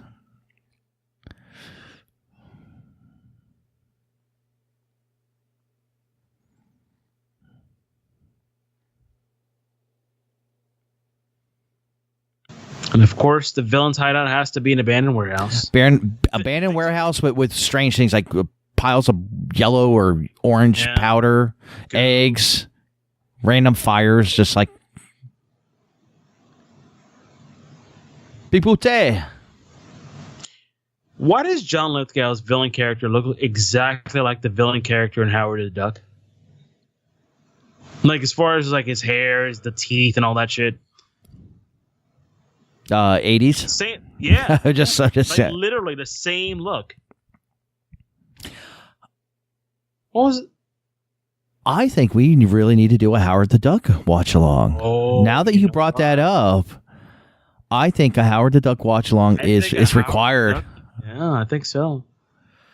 I do understand your next watch along is your call, so you make it. But I think Howard the Duck is perfect. Actually, I think especially with the Marvel world, and we could lead into that. And by the way, that's the first Marvel movie ever. Did you see?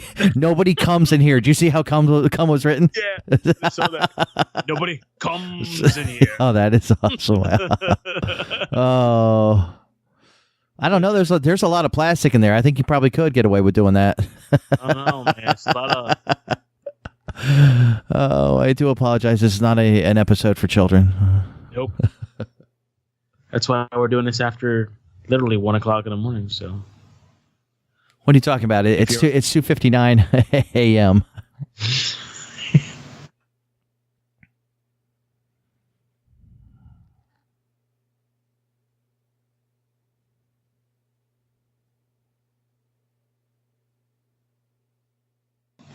I forgot how good this movie is. I'm telling you, it's. I really did. Like, it just fits my wavelength of everything I like. There's like the thing from Quantum Leap, or the predecessor. I would call. What do they call that? Ziggy? Was it a Ziggy? Yeah, I think it was Ziggy. Yeah. Quantum Leap fan. So I'm sorry. We go all over the place, me and Mike. So just. We just throw references after references, but I mean, no, I mean, you really, again, I think Kevin Smith said it best. This is perfect art. When you actually look at what this is sci-fi in 80s. This is the epitome of it. It does everything that you would expect. When you buy a ticket to go see a movie called The Adventures of Buckaroo Bonzai and Across the Eighth Dimension, what else do you expect?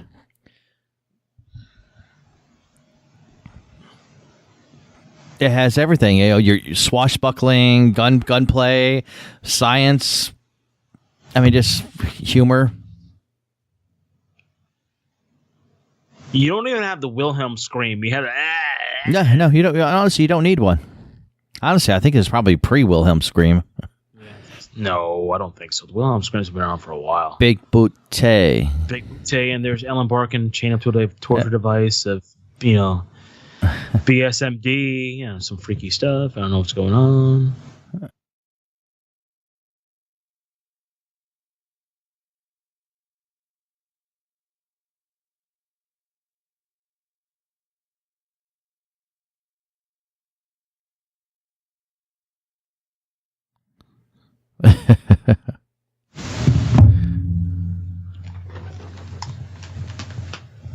Monkey Boy. So that's the shirt I was looking for. We were talking about shirts earlier. There was a shirt about Monkey Boy that I so wanted.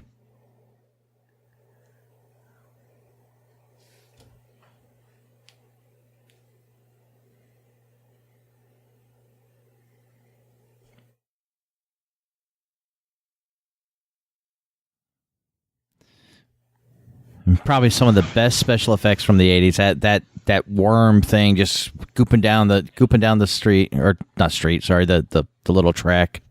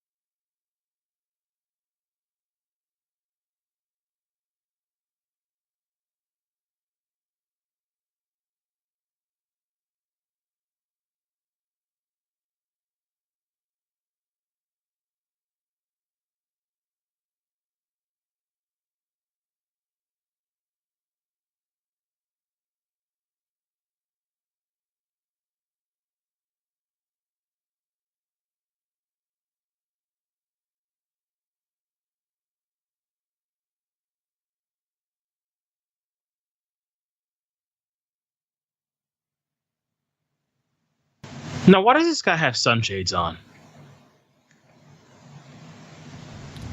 I think it's just Are those shades? Or because his character? Because that's the character of shit. Just brain fart. Yeah, no, they're just regular glasses. That's Christopher Lloyd. That's like shades. Well, I think it's because the eyes are all blacked out. Okay. Because that's Christopher Lloyd's character, and he wears glasses, but the other ones don't. You know, every time I think of a sequence type of alien wearing like a sequence type of like jacket or shirt, I think of the Slee Stacks from Land of the Lost. Remember that? Yes, I do. Yeah, actually, I love Land of the Lost. Yeah, movie was horrible, but the what are you talking about? That was a great movie. No, it wasn't. Oh my God, I love that. No, okay. No, please. That was. The Slee Stacks were scary, man, for me as a kid growing up. And they made them the chumps. They did, but it was still a great movie. No. Why are you kidding? The minute you have Will Ferrell in the movie, it's over. It becomes a freaking comedy. It did, exactly. And honestly, to me, that's what Land of the Lost was to me. Are you? Oh, it was great. I'm sorry. You're out of your mind because Land of the Lost was scary. No. You don't remember the Slee Stacks? Oh no, I remember the season. Yeah, no, I'm just saying. To me, when I watched the movie, the movie was perfect. Sorry, folks, I just disagree with Captain Mike once again. Oh, it's okay. We got a movie now we can watch. Oh boy. Oh yeah, that'll be a fun one. That's gonna be a fun one. Now, what is that green fire hydrant there? It's a green fire hydrant. Yeah. And why does he have a picture of himself in that ship? Okay, this is supposed to be the Carl Lumbly character, I guess.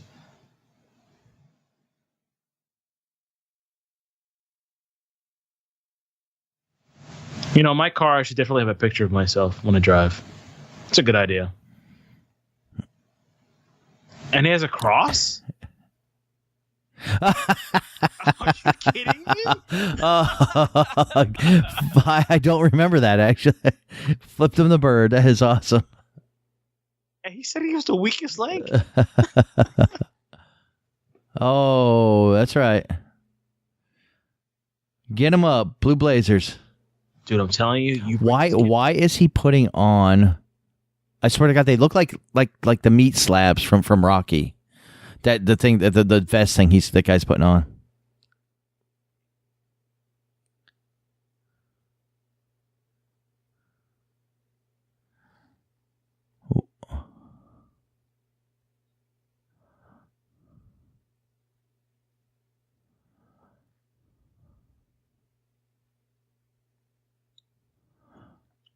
There goes your sequence of the ship actually moving and.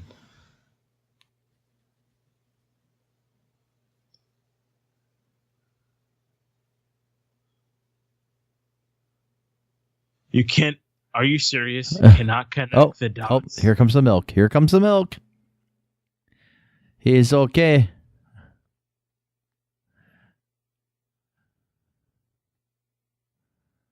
It's milk. That's not. Yeah, wait, are you kidding me? It's milk. That's 2% milk. God. You're over thrusters of shit. Oh, that's it. He lost it. I like how he got shot and he fell out of the suit. Oh. Big boot tay.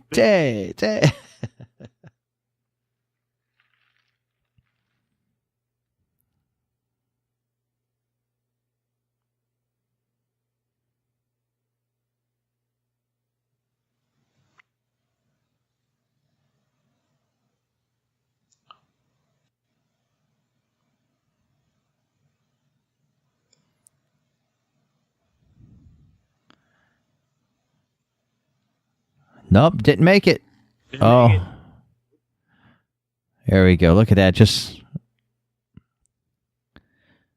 I mean, who could beat that special effects? I mean, back then. Oh, dude, are you kidding me? I thought that was the coolest thing when I saw this movie. It was right up there with Flight of the Navigator for me. Oh.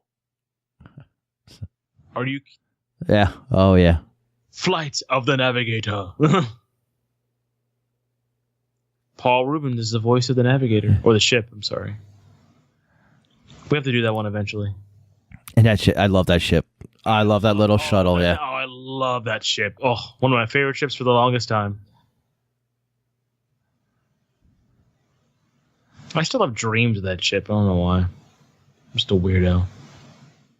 And of course, he can fly it right off the bat. Of course, she's Buckaroo Bonzai. Look like a space crab. Whoop! Right up there. She's coming right up. Here it is. Yes. There we go. Big pink looking thing. What is? It looks like a shell, or just a. Well, no, honestly, they were very shellfish looking, like very reef looking. You know. Very organic looking. So. Are you sure that's not John Belushi's picture in the background? No, that's not. I swear to God. That is Lithgow. Is that Lithgow? Okay. Yes. That's what I was saying. I was like, I have to have my own picture in my car when I drive from now on. Like, what?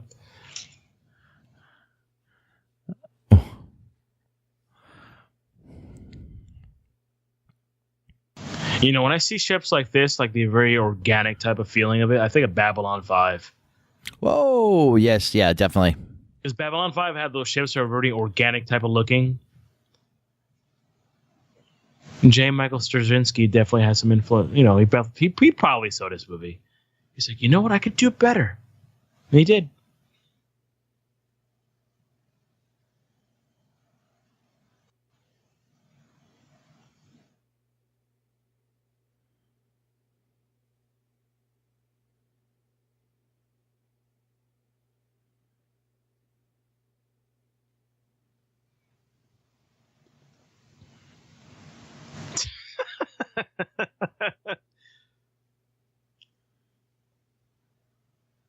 Feet, do your stuff.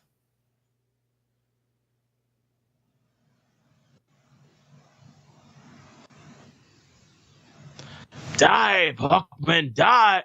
Ooh, you know what? I just thought about the next watch along. It's not going to be Howard the Duck. Oh, no? What's it going to be? Oh, no. It has to be Flash Gordon. It has to be Flash Gordon. Now it is funny, though, that you mentioned Babylon 5. There was actually a reference to this movie in Babylon 5. Really? One of the offshoot movies, or the episodic series? No, it was during the episode where Gakar hands Mr. Garibaldi an engine piece from his Star Fury, and it's actually, the piece is called the Oscillator Overthruster. I have to look that up. Yeah, it's but like I said, I mean, this movie is referenced Star Trek. That is Babylon 5. Ready Player One. I mean, this movie is referenced everywhere. Back to the Future. Everything that we grew up with and that we loved, other than Star Wars, has made its start from here. Again, one of the reasons why it is really truly marked as probably one of the biggest underground sci-fi geekdom movies ever.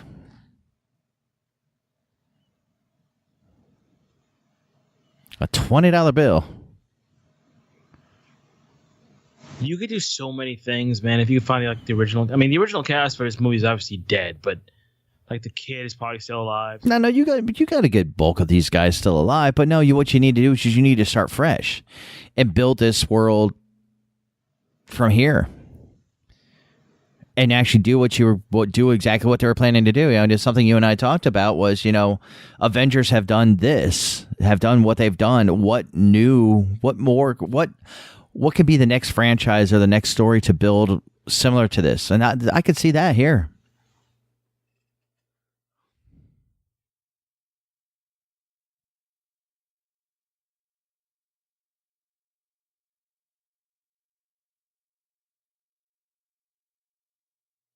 There's Patrick Swayze. Yeah.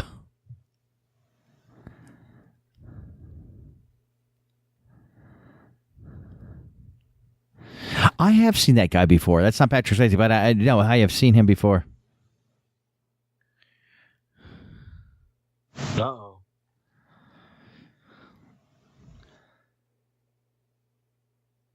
Well, that's basically the size of my room. Minus the red telephone from Batman 66 right there. So, just saying. Well, you don't have that already? The red telephone? No. I need to get one, though. And, of course, she's going to wake her up with a kiss. Ah, nice. Zip. Oh, there it is. That's the moment right there.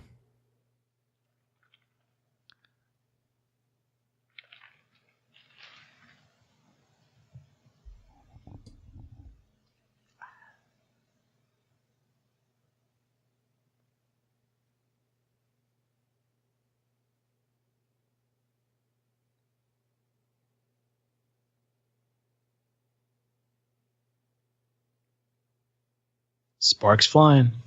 Metaphor. Yeah, I was going to try to avoid that comment, but you went for the cheese. It's okay. It's all right. We'll let you go with that. I always go for the cheese. Thanatos Kane always goes for the cheese.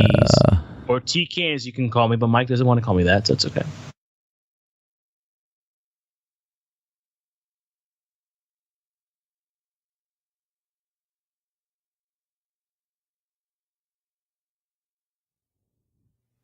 And there we go.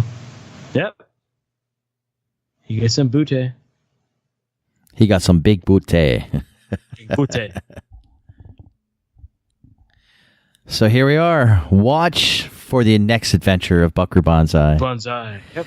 Buckaroo Bonzai against the World Crime League. We will never see, unfortunately. Never see. Yep. Which sucks.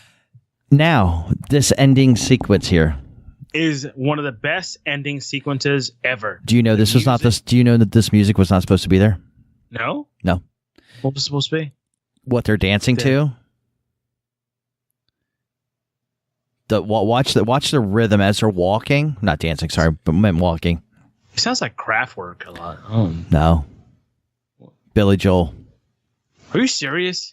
Uptown girl. She's been living in. And then down to. Watch the rhythm. That was what they. That's what they all walk to. So go ahead and. I'm trying to listen to all that. There's Carl Lumbly, by the way.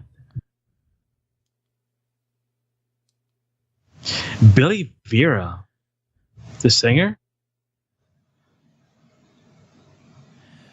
But yeah, now tell me why does Clancy Brown, the guy who died during the movie, get to freaking walk out? Well, this is afterwards. This is something completely different.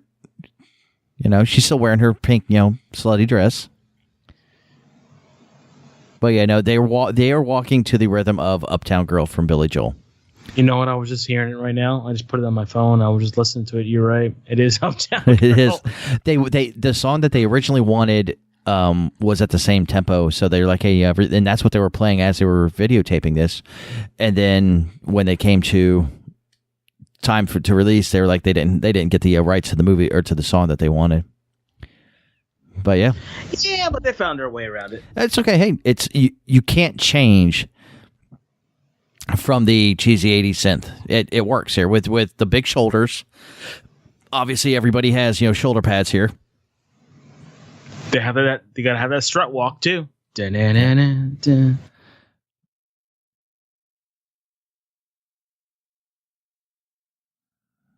So yes, there we are, folks.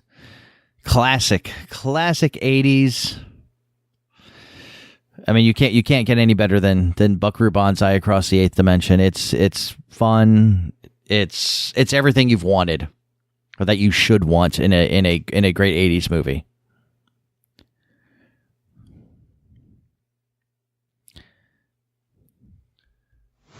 I miss movies like this. I really do. Well, yeah, I mean, they all were. The wall. I mean, you look at any 80s movie, you're going to get the cheese. It's a level of cheese. And like I said, Buckaroo delivers in all levels. I mean, you look back even to like The Karate Kid, Gleaming the Cube. I mean, any of the great... Gleaming? Oh my... Gleaming the Cube. Great 80s cheese. Bad music. When I say bad, I mean like bad in the cheesy side of it. But just still music that fits for what it is. And this is what, Yeah, it works. This is what it is, and I mean that's what we're going to continue. Honestly, folks, we're going to revisit a lot of the '80s. We will eventually, venture into something more contemporary, but our hearts. It's going to be a while. It's going to be yeah. I mean, it'll be a while. It'll be a while because definitely movies like this have basically helped shape and influence a lot of the movies of today. So if you look at it, just the sounds, the acting, it's just the vibe. It's just like this is the movies that we enjoyed, and if you think about it.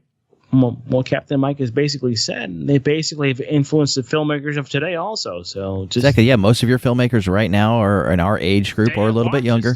Yeah, and that's just what they grew up with. I mean, if you again, I've brought it up before. If you look at Ready Player One, that is straight up 80s. I mean, great movie, by the way. Good recommendation. Oh yeah, great one. Yeah. Because when I didn't see it for the first time, and you told me about it. I watched. I was all over it. Like, oh. Oh no, yeah. When I went to go see it, it was 80s references out the yin yang, but the music, I went with one of our friends and I looked at her as some of the music was playing during I think it was the big final battle scene, and she's pounding her feet down on the ground and bobbing her head right along to the music. I mean, it was great, and to see somebody that is that I don't see, get so involved in music, to see that means something. That means that moment in the music meant something, and it brought you up to a higher level. Was back during a time when also music, the soundtrack and the movies were hand in hand. I mean, you had to have that soundtrack to sell the movie. Like nowadays, that doesn't exist. Mm-mm. I mean, yeah, I can't think of the last song that was out that was in other than I can take that back now. The last one was for Stars Born. With Bradley Cooper and Lady Gaga. Yeah, Shallow. That one, but before that, I really can't say, this song was released, it hit radio because of this movie or vice versa. Well, basically what I'm trying to say is even bad movies had great soundtracks. Like The Crow, City of Angels, not a great movie. The soundtrack was epic. And that was back then when you're actually selling CDs. I mean, CDs back then, kids, is a different thing. You actually had a little circle thing put in your car. Not Spotify. Not, you put your phone on there. Just, it's a totally different time. I mean, we just don't have that anymore. Yeah, no, I mean, because part of making a movie was also making a good soundtrack. Nowadays, nowadays, yes, they do the your normal a score where it's more orchestrated music, and that is good, but we no longer have that pop, that hooky upbeat rock song that we would hear on the radio to go, oh man, that's right, that song's out, that song is from this movie, I got to go see that movie again. Yeah, like Seal, like A Kiss from a Rose, oh yeah, that's coming out in the Batman Forever movie, and actually that would help sell that movie. Exactly, yeah. Oh yeah, that song's gonna be in there. Yeah, so we missed it. I mean, you had I hate to say it, Titanic with with My Heart Goes On. I mean, that one, even Whitney Houston with I'll Always Love You. Yep. You tie that song when you hear any of those songs, you visually go back to the movie. Yeah.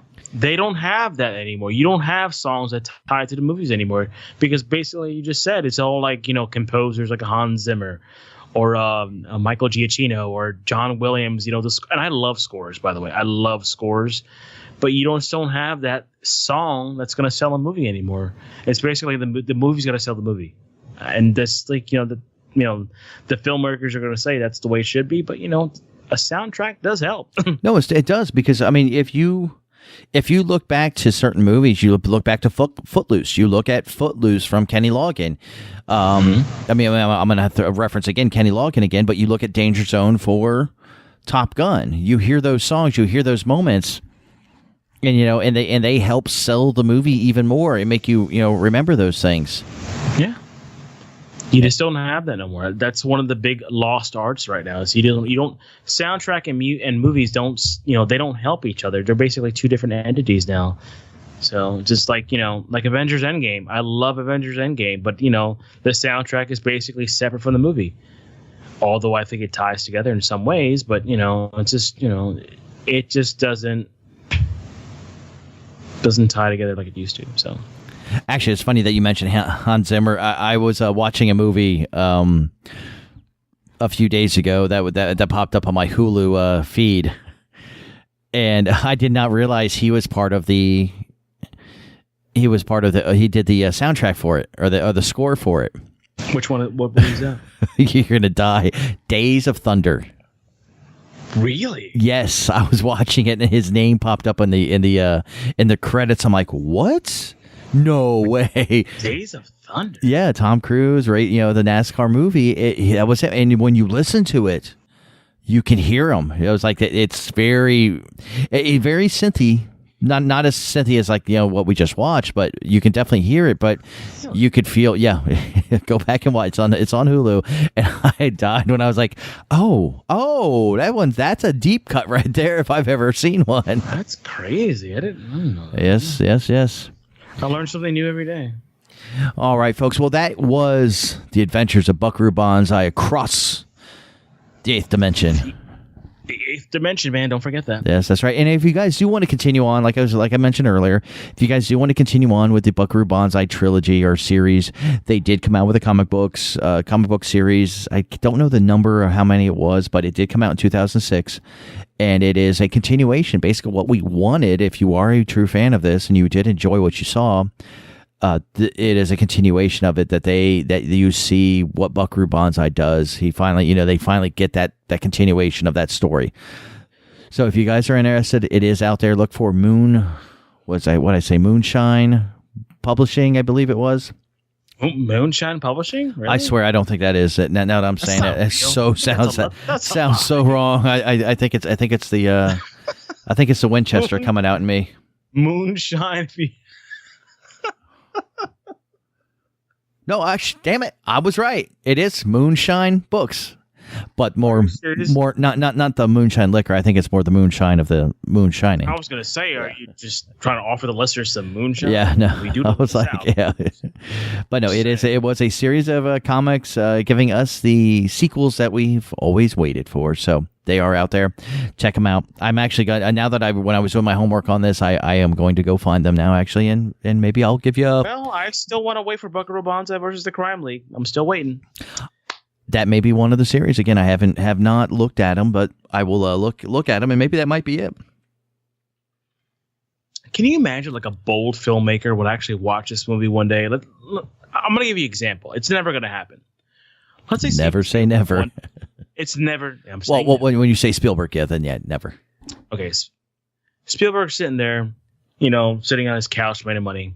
He's watching this movie one night. He's doing a couple tokes. You know what? What if I made a sequel to this movie? Just him, he produces it by himself, and it's like, I'm gonna do Buckaroo Bonzai versus the Crime League. Dude, I'd be totally into that. I mean, I'd probably be very toned down, but I mean, a guy like that is probably the only way that movie could be made. No, honestly, I think honestly the only way it should be made. What's it? Taiki Waititi? No, wait. Taika Waititi. Yeah, Taika Waititi. I think he could do it after watching Thor. You win. You're right. He's got it. He's young enough. He's got the drive, and after watching Thor Ragnarok, that he could do it, and he could do it with a serious feel to it, but still have the funness like Thor did. Thor was serious. There was things that he had to. There were markers and rhythms he had to hit in that movie, but at the same time, there was those fun moments, and I really think he could do it. Taika would be good. Yeah, I think yeah. Had that zany. Taika Waititi. Okay, you sold me. I'm done. just saying. After watching that, I think if for a current, but like you were saying, yeah, definitely Steven Spielberg would never touch it. But a young, hungry somebody that wants to do something. Just about it. So I'm just saying. So yeah, but no, somebody that's young and hungry that wants to take that chance. That would be the guy, and he could make it. And with that history and experience with Marvel, he knows how to build it to where he would make it last longer, where we would get that sequel eventually. But basically, what I was trying to say before, I know I was kidding around, but like Mike was saying, this is basically a launching platform, this movie, for a lot of sci-fi stuff that we watch today. I mean, we were throwing out references here, left and right, but it's true. I mean, if you're an older guy, not older, I would just say more mature. At least some of us are. But it throws a lot of like sci-fi stuff and genre stuff that we like today, and like little snippets here and there. Just it's a movie that I haven't watched in almost 20 years, and I still enjoy it. I still like the special effects are cheesy, but it's enjoyable. Like we don't have movies like this nowadays, and that's the biggest problem. We just don't have movies that are fun. I mean, the MCU is one thing, but that's a different class. Like filmmakers don't think out of the box like they used to, and this is a movie that reminds me, like, you know, filmmakers they thought off the wall at one point, and hopefully we can get back to that at one point. Yeah, maybe. I mean, with this, and again, it's still there's still the pulse of this movie. Yes, it was cheesy or wasn't on par or great special effects, but the story. You look at the story, and that's what really is the art form, is the writing and the world that they built that didn't get a chance to grow, but that world is there and it can grow, and that's what we hopefully one day we'll see. And you know, go ahead. Well, this is one of the movies that actually teased a sequel, but never happened. Do you know the other movie that teased a sequel that never happened at the end of credits? There were quite a few. Well, I'm thinking about one big movie in particular. Didn't happen around this time. I think it happened a couple of years before, maybe after. Trying to think. He's Austrian. Oh, you talking about Conan the King? Yes, Conan the King. Yes, that was teased. Remember that? But that is another story. I love those movies because they tease so many sequels that never. Yeah, there was. This is one of them. So just. Yeah, you know, there were a few other ones that did around the same time, and they fell to the same thing. They teased for a sequel, but the original didn't do what it needed to do. You know. Welcome to the 80s. We tease things that never happened. Yes. But before we sign off, Mike, I would like to actually give a shout out to one of our listeners and one of our persons who actually posts on our Facebook page regularly. It's his birthday today. It's his birthday. I would like to say happy birthday to Ray G. Canada. Happy birthday, sir. Thank you for contributing to the Facebook page and everything else that you do. That's one of Captain Mike's friends, and just want to give him a shout out at his birthday today. Yes, so. he is the moderator. Birthday, yeah, he is the moderator for a page called Keeping It Country, and he's one of the he's one of the on-site reporters for Florida Country. It's a internet radio show. So yeah, he definitely big shout out to good old Canada. Cowboy Ray, as I like to call him. we should get Cowboy Ray on here one time. We may try. We may have to go old school on this one for him. I don't care. I'll be totally down to get Mr.